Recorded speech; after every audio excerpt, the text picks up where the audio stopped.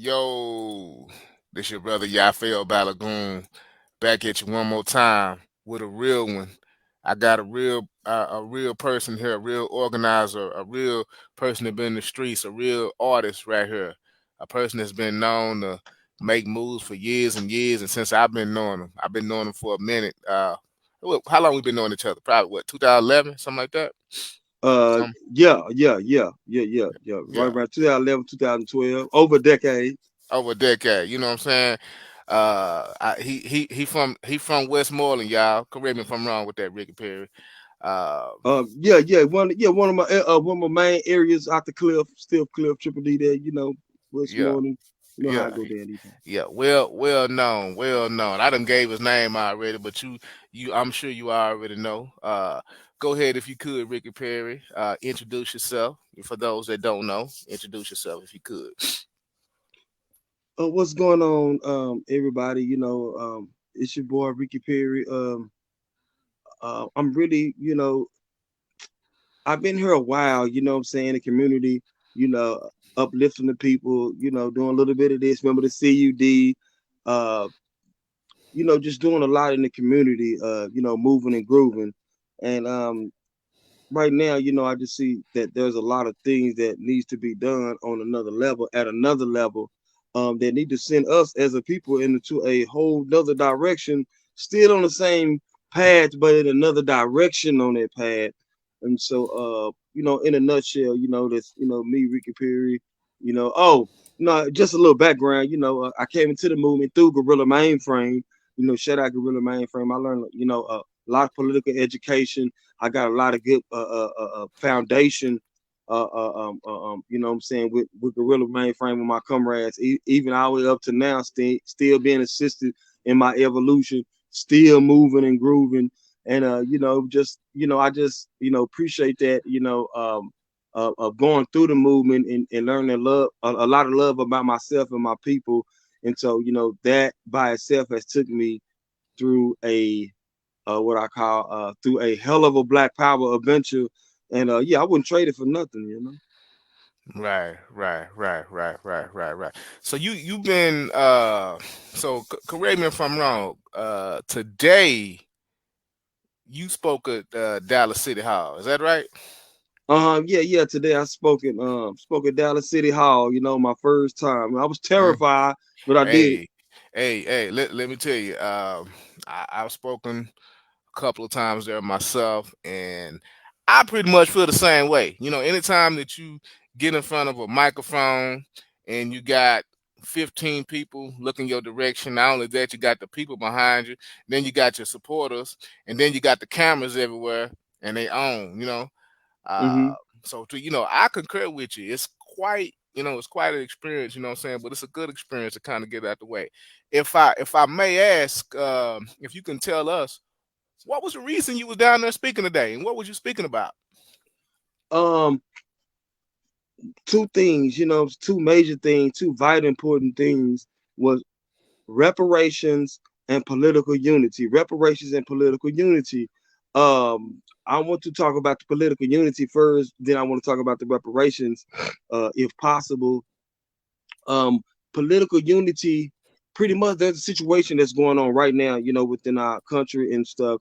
And me recently, I learned that the U.S. Citizenship Act, HR 1177, passed in 2021 by the Biden administration, pretty much opened up the door and allow immigrants and whoever just to come in and get whatever resources, that they can get, as as much as the government allowed. And today I spoke and told the people that was wrong. That's wrong. All our borders are supposed to be shut off. We got to come together. We got to unify. We shut all our borders. Nobody comes in, no matter what color. Nobody comes in until we get ourselves right, till we fix ourselves. Right now, there's inflation.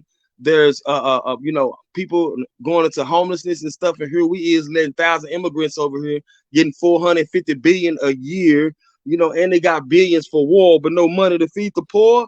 Come on, Tupac. But Straight up. that's what I was really telling them on the political unity. I told black people there too. I said, black people, we need to stand on that too. Nobody don't need to come over here getting ours. until we get ours. You know what I'm Hmm. saying? That was pretty much where I stood at with the political unity. Right, right, right, right. hmm So talk us through it, your mental, as far as you knowing that, hey, I'm finna go down here and speak at at City Hall. Like, what was that like? What was your mental process as far as getting yourself prepared, and how did you get yourself prepared to go speak today, which you did?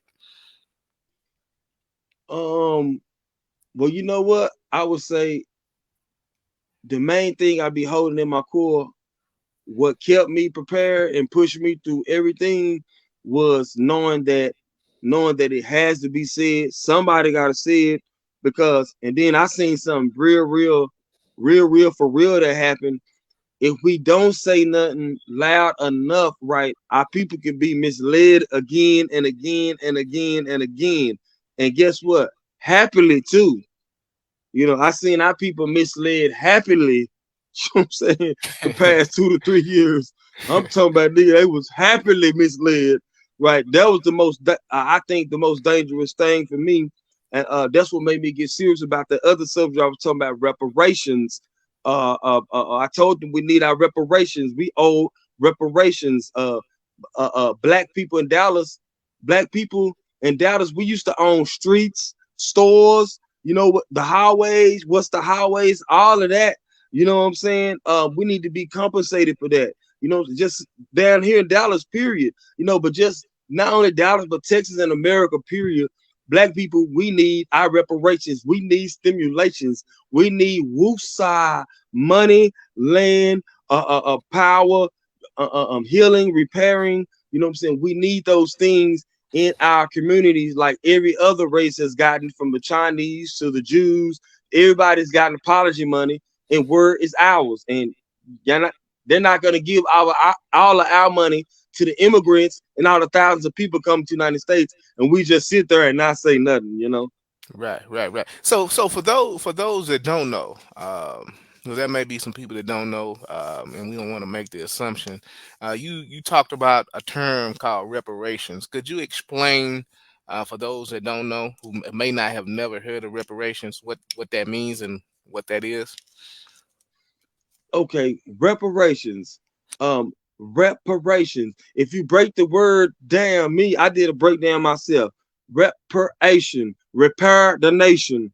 Um, there we go, y'all. We need resources and things that's gonna repair the nations. We need a stimulus. Imagine right now, every black person, you know what I'm saying, for the next 6 months, can get 5 grand a month in stimulus checks.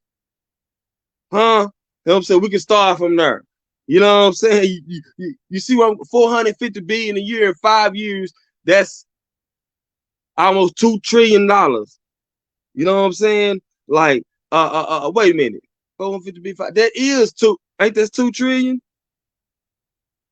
Some Yeah, like yeah, that. 450 billion times five. Yeah, that's 2 trillion already. You know what I'm saying? Like, black people, we're our reparations. We broke.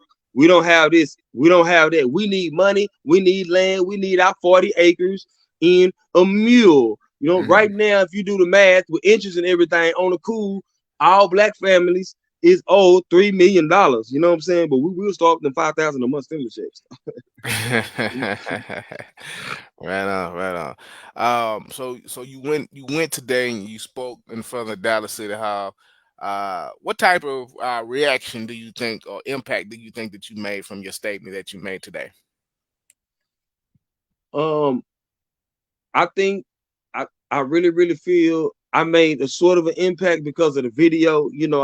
I got taped, so I watched the video. So I definitely got the mayor attention. I seen Tanea Atkins attention. I seen Kathleen Arnold. I seen her watching, and it was somebody else. So we were over here, but I noticed that when I started speaking on the reparations part, it kind of perked up. You know what I'm saying?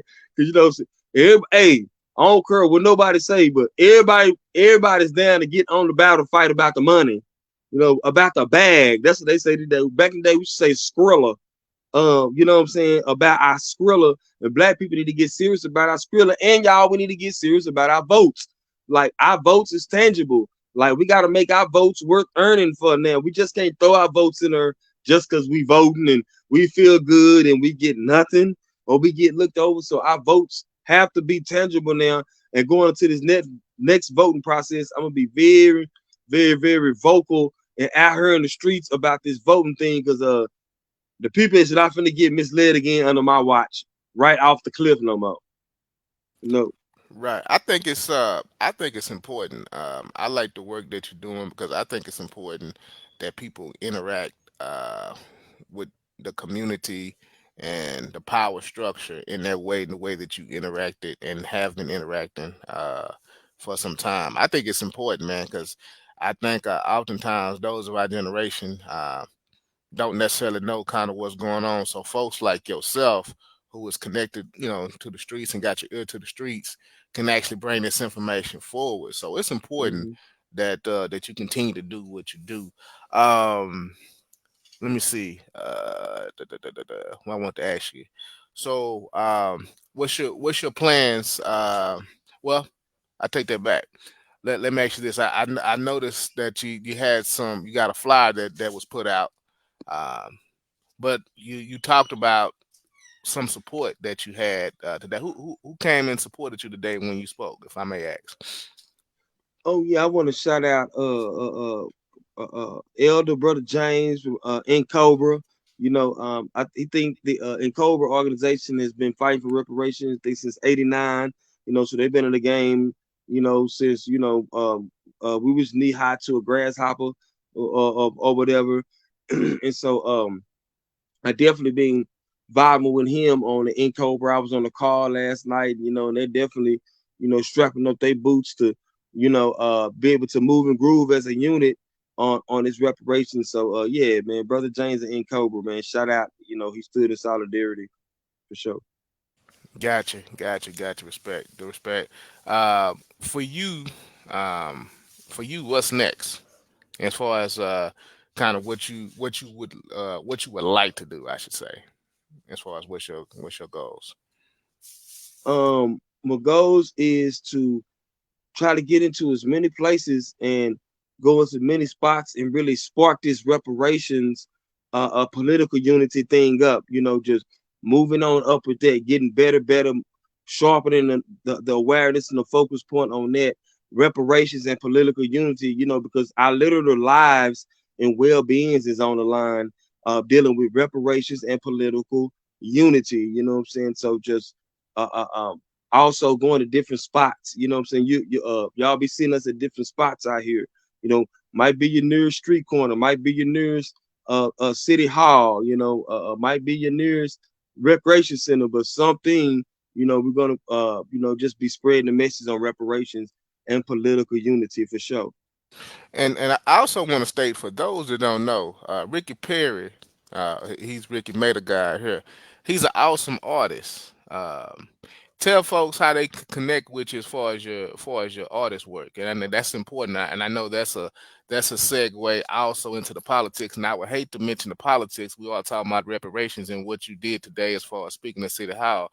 But how important do you think that artists like yourself, uh, as far as artists like yourself being engaged in this process, how important do you think that is?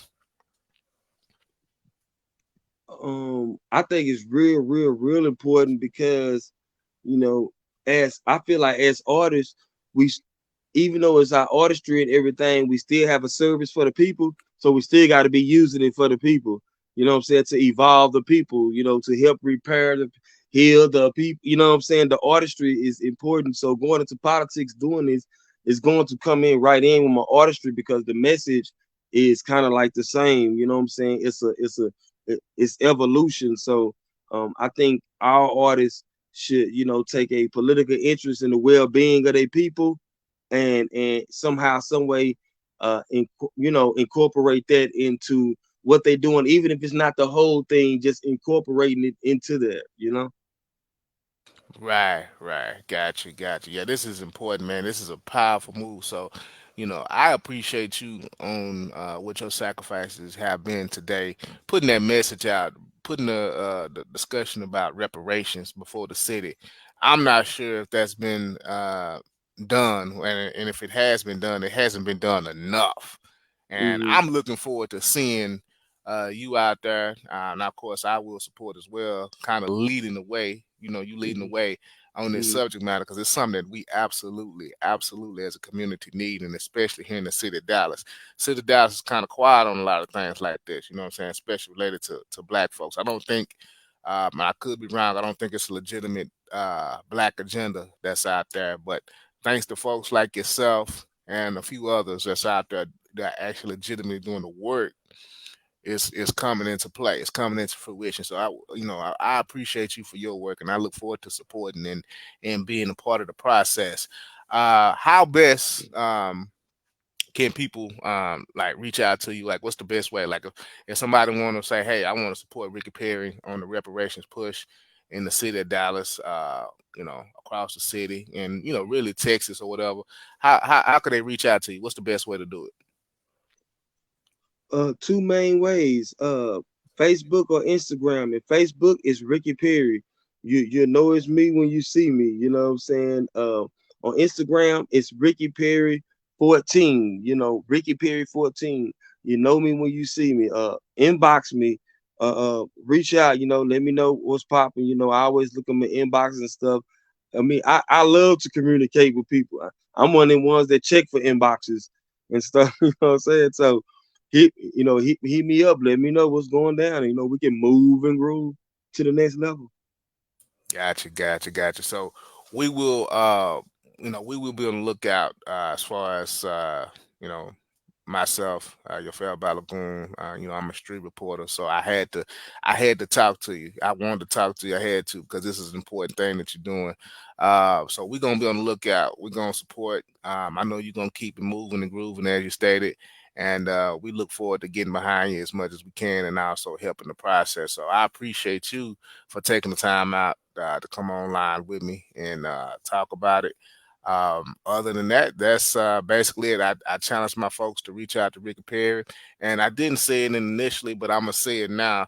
If you can do me a big favor, I'm just a street organizer. If you can like, share, subscribe to the channel, that'll be great. You know what I'm saying? I got some real folks here. Ricky Perry is a real one. He's in the community. He from the streets. You know what I'm saying? He from the neighborhood. He grew up here. He grew up around the way. If it's A lot of folks don't know this, but I'm gonna go ahead and state it as well. Years and years ago, we started organizing in Highland Hills, and when we originally decided to do it, it was really based upon what Ricky Perry had stated. Because I was thinking about Dixon Circle, he took me over to Dixon Circle. I rode Ricky Perry over to Dixon Circle, and sort of the dynamics of Dixon Circle kind of changed a little bit. It Yeah, wasn't the same as it was maybe 5 or 10 years before. And we said, nah, we're gonna he said, wait, Ricky Perry said, well, I'm familiar with Highland Hills. And I think you knew Mr. Phillip. Correct me if I'm wrong. I remember I think that was his name. You yeah, knew Mr. Mr. Phillip. Yep, Hmm. yep, yep. You already knew Mr. Phillips, so you said, "Hey, just go over to the Pink." So it's because of Ricky Perry that we folks started organizing the Pink, and since then, over years of time that's passed, a lot of folks had moved into Highland Hills and started, coming to the Pinks and the Browns, the Whites, whatever. It was really because of Ricky Perry. You know what I'm saying? Because he the one that really pointed the way for us to legitimately do that. So I just wanted to state that publicly, on recording here, that Appreciate it. was the facts that you've been doing this for years and years and years, and folks. So thank you for giving me the interview.